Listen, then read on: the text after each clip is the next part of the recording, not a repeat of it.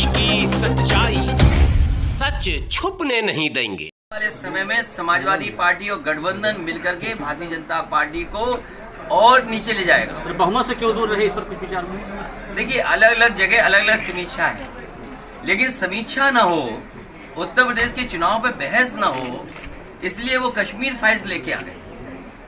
Kashmir files इसलिए लेकर के आए कि उत्तर प्रदेश के चुनाव में जो जो हुआ है उस पर बहस ना हो, समीक्षा ना हो, क्योंकि जन भावना कुछ और थी, जनता कुछ और सोच रही थी, लेकिन परिणाम कुछ और आया।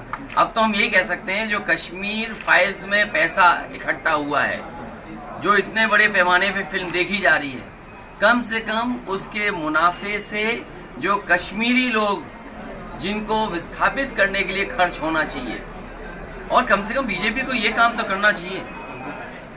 बीजेपी जब इतना प्रचार कर रही है, इतना आगे बढ़ा रही है कश्मीरी फाइल्स को लेकर के, तो उससे कमाए हुए पैसे से कश्मीरी पंडितों का विस्थापन होने का काम भी होना चाहिए, और कम से कम ऐसी कमेटी बननी चाहिए जिसमें पार्टी के पॉलिटिकल लीडर्स ना हो। कश्मीर फाइल्स के जो मुनाफा हुआ है उससे कम से कम उनके इस्तेमाल में तो आए। कश्मीरी पंडित जो अभी तक नहीं पहुंच पाए, उनको कैसे वहां पे सेटल किया जाए, तो कम से कम उसमें किसी पॉलिटिकल पार्टी के लोग ना हो, और जो कश्मीरी पंडित हैं उन्हीं की कोई कमेटी बन करके उस पैसे से पूरा का पूरा उन्हीं के लिए सेटलमेंट के लिए इंतजाम होना चाहिए। ईवीएम के कारण रहा सर हार का? ईवीएम पे बहस इसलिए नहीं करना चाहिए, ये समय नहीं है ईवीएम का, लेकिन जिस तरीके से प्रशासन ने किया है, आप जगह जगह पूछिए। मैं कहूंगा तो कहेंगे कि समाजवादी पार्टी क्योंकि चुनाव लड़ रही थी, आज वो हार गई है इसलिए आरोप लगा रही है, लेकिन बहुत सारी जगह पर काउंटिंग रोक दी गई। मुझे अखबार में पढ़ने का मौका मिला, दैनिक जागरण अखबार में, और आपको भी पढ़ना चाहिए कि जिस अखबार में बनारस साउथ के बारे में लिखा कि 20 राउंड तक किशन दीक्षित जीत रहे थे, 22 राउंड के बाद उनकी जीत का फासला कम होने लगा, और 25वें राउंड में 10,000 से हार गए। ये कौन यकीन मान लेगा इन बातों को? अगर कोई प्रत्याशी 20 राउंड तक जीत रहा हो, 22 में कम हो रही हो उसकी जीत का फासला, और 25 में 10,000 वोट से जीत गया हो, ये तो अखबार लिख रहा है, वो भी दैनिक जागरण लिख रहा है। 3-3 घंटे काउंटिंग रोकी गई, और मैंने तो पहले ही कहा था कि काउंटिंग स्लो की जाएगी।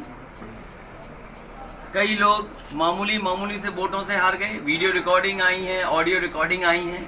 बिजनौर की ऑडियो रिकॉर्डिंग आपने सुनी होगी कि उन्हें प्रमुख सचिव से कहना पड़ा, तब जाकर के कुछ परिणाम बदले, जैसा वो चाहते थे वैसा परिणाम आया।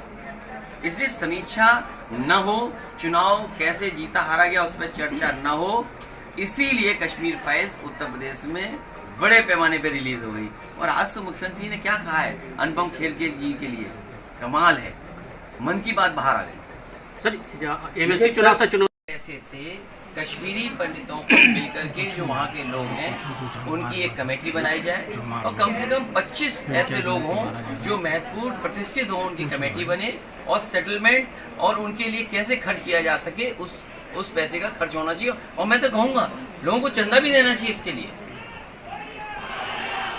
तो फिल्म को आप सही मानते हैं कि ये फिल्म मैं आज से उस बहस में नहीं बना, जो पैसा इकट्ठा हो गया है उससे कश्मीरी पंडित कश्मीरी लोगों को सेटल करने के लिए खर्च होना चाहिए, और सरकार को भी आगे आना चाहिए। अगर टैक्स के माध्यम से 100, 200, 300 करोड़ रुपए इकट्ठा हुआ है, तो सरकार भी अपना पैसा लगाए कुछ और, कम से कम प्रधानमंत्री फंड में ना चला जाए वो पैसा, जिसका पता ही नहीं लगेगा फंड कहाँ चला गया। इसलिए वो फंड जो कश्मीरी लोग हैं, जो कश्मीरी पंडित लोग हैं, उनकी कमेटी बन जाए, जो अलग अलग जगह रह रहे हैं, और वो खर्च करें अपने ऊपर कि वो कैसे सेटल होकर के खर्च करना चाहते हैं।